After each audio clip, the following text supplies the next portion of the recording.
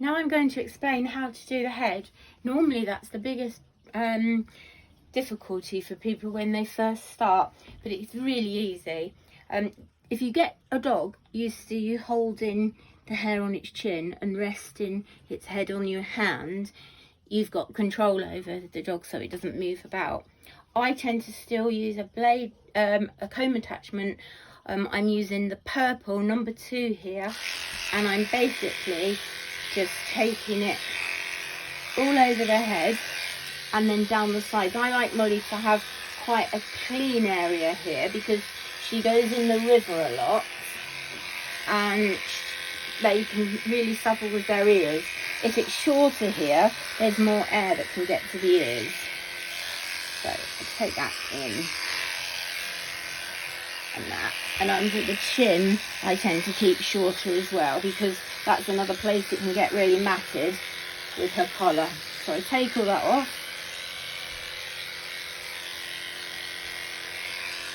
I then get my curved thinners, and with holding her head still on my hand, I take them and take out the hair around her eyes. You can use normal scissors. A lot of people use bullnose safety scissors, but these are really good for this because they're shaped the right way, and you just take out as much as you want to. I like her to be quite clear on her muzzle because she gets a lot of eye bogies and it's easier to keep them clean. If I was going to trim up her fringe, her visor, I would bring it forward. She hasn't got a lock because I keep that quite short.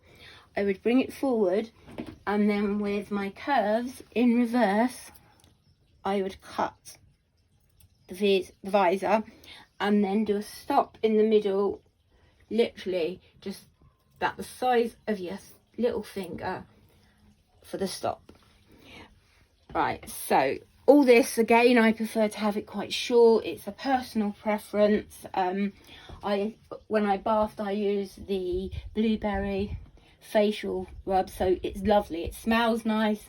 There's no food or anything in there, so I tend to just brush it down. Again, with the thinners, take some of the bulk out. So, and that's all I'm doing. I'm not cutting it all off. I'm just literally taking the bulk off, and when I think there's enough bulk off there, I'll brush it down. And if these are too long, I use my curves and I basically go round in a circle. Some people like their dogs to have nice round faces, some like to have big moustaches. Tend for a female to have a round, and with male to have the longer moustaches. As you can see, she's perfectly still because she knows that I've got my hand somewhere comfortable. Right, for her ears, as I said earlier, she does get quite hairy ears.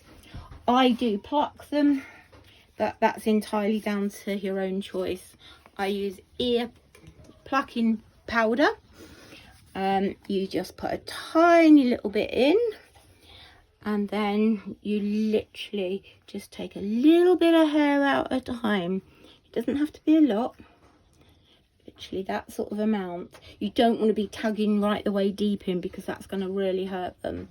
Some people use forceps to do it, but I find if I use those, I take out too much hair and it actually hurts her. So that's all I do, and I do this every groom so she doesn't get totally blocked up with hair, and that because that also can cause ear infections.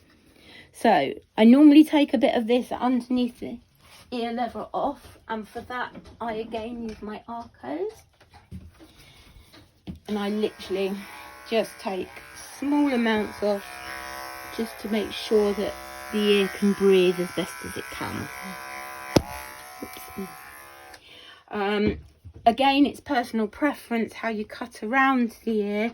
I tend to go with the shape of the ear, but if you do, you've got to make sure you keep your thumb between the ear leather and the scissors because it's very easy to actually cut an ear and they bleed like crazy. One tiny cut can bleed so much.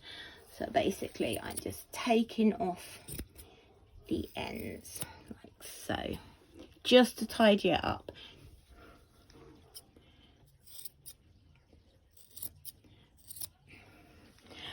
If it's very thick and matted, then I would actually clip it on the same one as I use for the head. But she hasn't got much hair on her ears because I do keep them quite short, so I'll keep it like that. You would literally just take it off like so.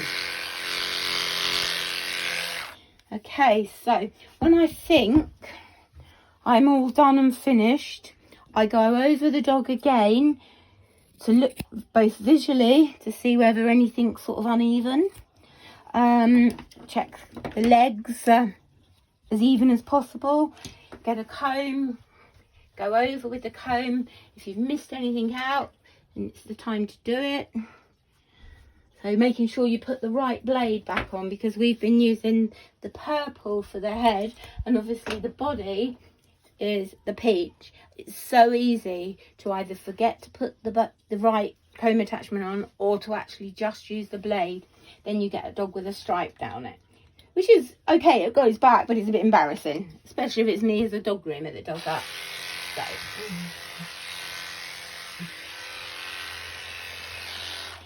So she's groomed how I like her to be groomed. I like her fluffy tail. I like her to have a bit of a fluff on her chin. The next thing I would use on her is a little bit of cologne. Got all sorts of different cologne, but I use Princess for Molly because it lasts a long time. It smells nice. I don't like the baby ones that a lot of people use, but it's personal preference. So I shake that, I put a little bit in my hand, and then I just go over her head and her ears, and I do the rest on the body.